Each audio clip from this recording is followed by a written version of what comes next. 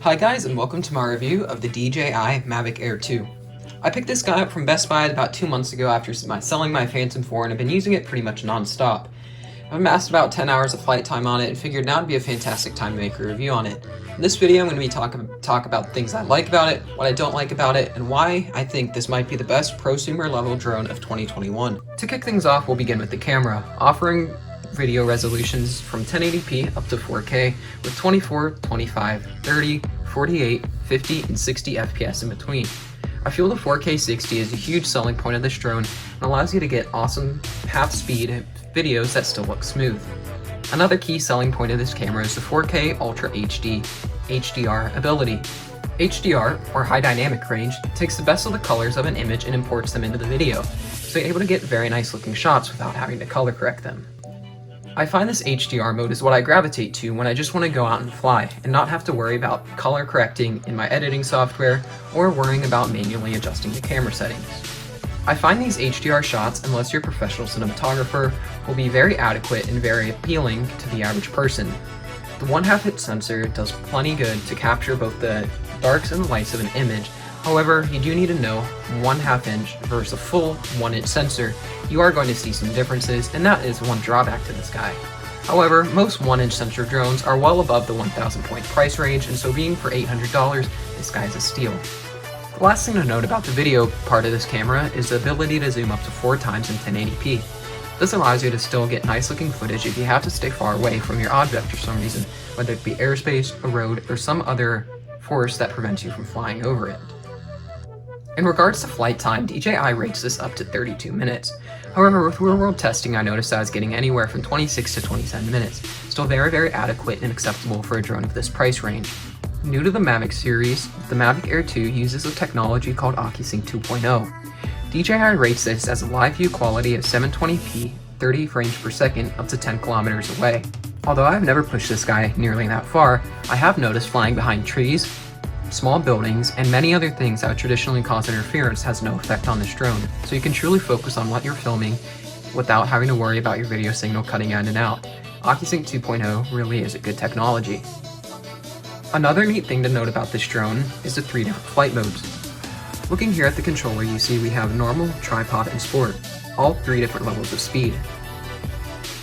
With tripod being your slowest and sport mode being your fastest, you're able to fly the drone at any speed you need for your shot. Tripod allowing nice, slow, and precise movements, while sport allowing you to keep up with most objects up to about 45 to 50 miles per hour, and normal being in between. I typically find I fly my drone in normal mode, however I have used tripod and sport for various different filming conditions. Looking at the actual body of this drone, this guy unfolds very nicely and very simply. Obstacle avoidance wise, this guy features forward-facing obstacle avoidance, which you can see with these 2 cameras, downward vision positioning system as well as obstacle avoidance, and rearward obstacle avoidance. Talking about the new DJI Fly App, I noticed it was a lot more simple and streamlined compared to the old DJI Go 4 app. We first look at the histogram, which allows me to see my different exposure and is in the top left of the app. From there, you're able to disable sideways flight, automatically have the drone take off, look at Google Maps, and view all the footage that you have stored to your SD card, and you are able to download it to your mobile device. Something very simple and sweet if you just want to look at your footage on your phone.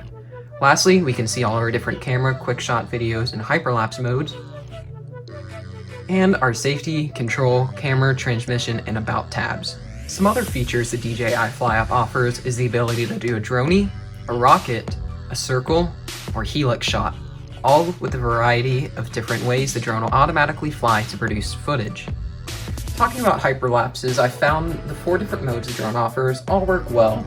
However, free mode is typically what I use. Although it does offer something as circle mode or waypoint mode, I feel the time needed to set those up is not worth it when you can just fly the drone as you want.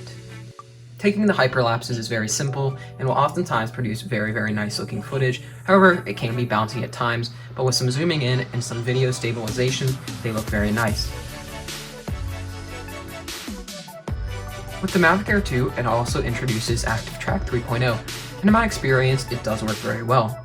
As you can see in this footage, I've locked onto this building and use spotlight mode to keep it in the center of the frame while I don't have to yaw it. Simply all I'm doing is moving the drone left and right with the joystick, and it is keeping the building centered. You can see there, it just locked onto the building as a point of interest. Will automatically keep it as much as I circle. This produces very nice looking footage and is a foolproof way to get nice looking shots. One thing the new Active Track 3.0 does still struggle with is anticipating movements. Although you can't really expect anything too grand, I walked behind a small group of trees, hoping it would still think to follow me through the group of trees or at least grab onto something, but it was unable to. Once I did pop out of the other side of the group of trees, it was able to pick back up onto me, but did quickly then lose me as it never got that firm lock. So if you're using Active Track 3.0, do expect it'll quickly lose you if you do go behind an object, even if it is small.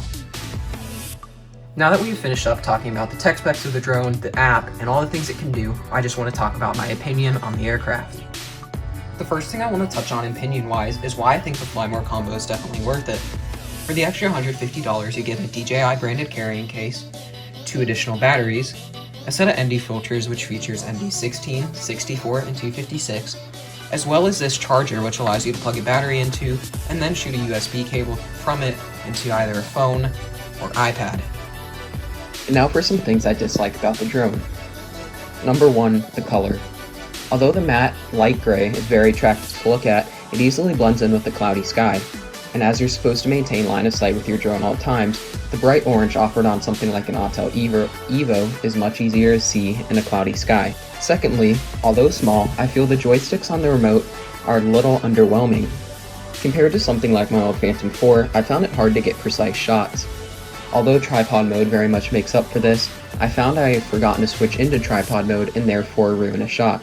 Now this is all a learning experience and I'm sure with time I'll get better, however, that is one thing I've noticed. The last downside I'd say I found with this drone is the inability to adjust your exposure on the controller. Again, compared to my old larger Phantom 4 remote, I had a toggle for the gimbal and a toggle to adjust the exposure. Where on the new Mavic Air and Mavic Mini controllers, you only have the adjustment for your gimbal rotation. I've found having to navigate through the app to manually adjust your exposure to be more difficult than just doing it on the remote. However, this is something minor, and rarely you should be adjusting your exposure during a shot, if at all, so it's really not a big deal to preset your exposure before you start filming. And now talking specifically about the drone, I feel you are going to be hard-pressed to find much more value for your dollar than you can with the Mavic Air 2.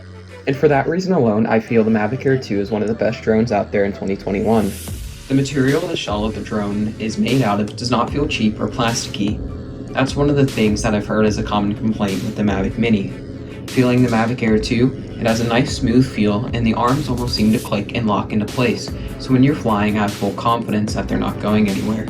Although above their requirement for weight, meaning you will need to register this guy with the FAA, when flying it does feel very strong in the wind. I flew in about a day of 20-mile-per-hour winds and it handled it like a champ.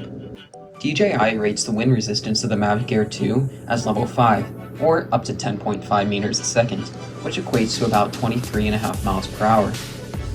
Another thing I very much like about the Mavic Air 2 is how quiet it is when flying. Compared to my old Phantom 4, which was quite noisy at times, I've noticed the Mavic Air 2 to be much quieter. Not only does this make it so people look up at it less when flying near them, making the shot look more natural, but it also reduces some of the awkwardness of having to fly near people if you need to get a shot. I've also noticed the Air 2's smaller body size to allow me to maneuver it into tighter spots that I wouldn't normally if I took my Phantom 4 into. So yeah, that's about it. That about sums up my review of the DJI Mavic Air 2. I feel DJI hit the nail on the head with this drone as it comes up with a fantastic price to performance ratio.